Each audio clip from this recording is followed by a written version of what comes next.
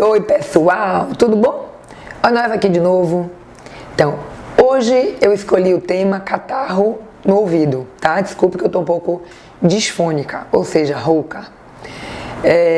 Mas, abrindo de novo aqui um parênteses, eu queria pedir a vocês o seguinte: não esqueçam de mandar sugestões sobre os tópicos. Então, algumas pessoas mandam e aí a gente está tentando seguir, pelo menos tentar responder algumas coisas que algumas pessoas me pediram, porque acredito que seja a dúvida de muita gente, tá?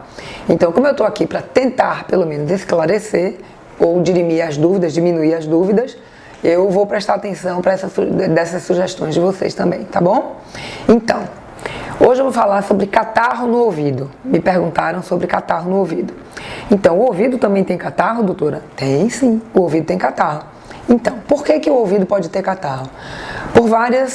Por alguns mecanismos. Por exemplo, quando a gente está gripado, ou com rinite alérgica, certo? Ou com sinusite, qualquer alteração de nariz, de seios da face, essa secreção do nariz pode ir também para dentro da orelha média, do ouvido, lá dentro, por conta da tuba auditiva, que é a conexão entre nariz e garganta e ouvido, certo? Então, a tuba auditiva ou trompa de Eustáquio, todo mundo já ouviu falar, tá? Mas na parte posterior do nariz, na rinofaringe, existe a saidinha dessa tuba que conecta ao ouvido, tá?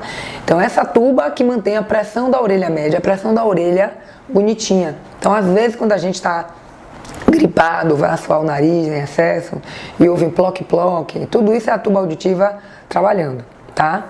Então, voltando, o catarro, né, a secreção, também pode ir do nariz quando você assoa forte, ou tá, porque eu também digo brincando aos pacientes que a gente vai assoar o nariz com parcimônia, mas não vai tocar trombone no nariz, não deve, porque você muda a pressão, né, não só de orelha, mas também de seios da face, e você muda esse funcionamento, bota essa secreção para dentro, então não é bom, tá? E nesse de assoar com força, você tá apertando o nariz e tudo mais, você pode alterar essa pressão e pode mandar sim essa secreção por aqui, via tuba auditiva, para dentro das orelhas, tá? O outro mecanismo é que a própria orelha lá dentro também fabrica catarro, também fabrica secreção. Então, só que essa secreção que a orelha fabricaria seria absorvida ou ela vai embora via tuba auditiva também. Quando a gente faz o movimento reverso, ou seja, suar demais e tudo mais, você atrapalha esse mecanismo fisiológico, ou seja, natural, o funcionamento natural do organismo, fazendo com que esse catarro volte ou se perpetue, tá? Então, lembre sempre que pode ter sim catarro no ouvido. Qualquer alteração que a gente tem, uma gripezinha boba, pode dar o catarrinho lá dentro também. Então, tem pessoas que às vezes, será que alguém já ouviu essa história assim? Tá gripado? Não, tô sentindo o ouvido meio entupido, a voz dentro da cabeça, né? Então, esse ouvido entupido, chamado de plenitude auricular, ou a voz que você ouve, a sua voz dentro da cabeça, se chama autofonia, podem ser sinais dessa mudança de pressão da orelha via tuba auditiva ou até mesmo da presença de secreção. De qualquer maneira, ao você sentir essas alterações que persistem um pouquinho, tá? Você deve buscar o seu médico otorrinolaringologista. Existe uma coisa que a gente chama de otite média aguda, que é quando existe a parte inflamatória ou mesmo infectada dessa secreção dentro da orelha média. O que é a orelha média? É a orelha do tímpano para dentro. Então, não é que quando você chega no consultório, o médico otorrino possa tirar esse catarro. Se seu tímpano ele é fechado, você não tem como aspirar simplesmente, tá? Mas a gente tem como medicar, certo?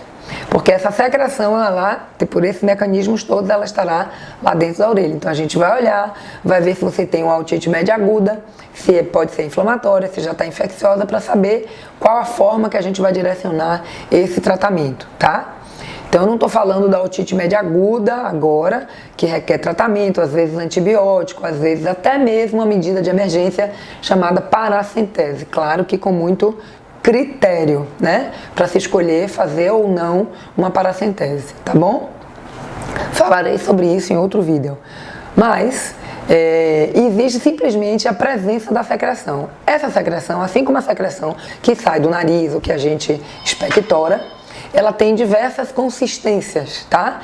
Ela pode ser uma secreção hialina, ou seja, uma secreção aguadinha, tipo uma coriza, tá? Então a gente lida com ela de uma forma mais fácil, menos complicada, mas essa secreção também pode ser mais espessa, mais grossa, tá?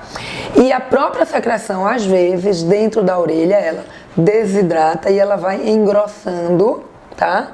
A ponto de... Vocês já viram cola de sapateiro?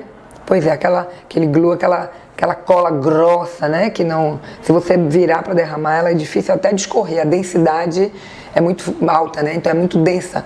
Então esse catarro, às vezes, fica tão espesso que a gente chama de glue, ou seja, cola dentro da orelha. E dá um pouco mais de trabalho do tratamento. Às vezes até a gente precisa levar para a cirurgia para resolver essa situação.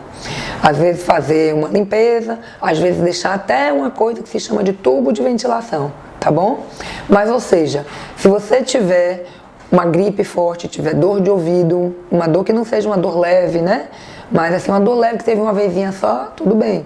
Mas se você tem dor, se você está sentindo o ouvido entupido, de uma forma que não é só que engoliu, entupiu, mas está persistente, a situação está demorando mais um pouquinho, busque logo o médico otorrinolaringologista, para que a gente não dê chance dessa secreção fazer um caminho que não seja bom, que não seja natural, tá?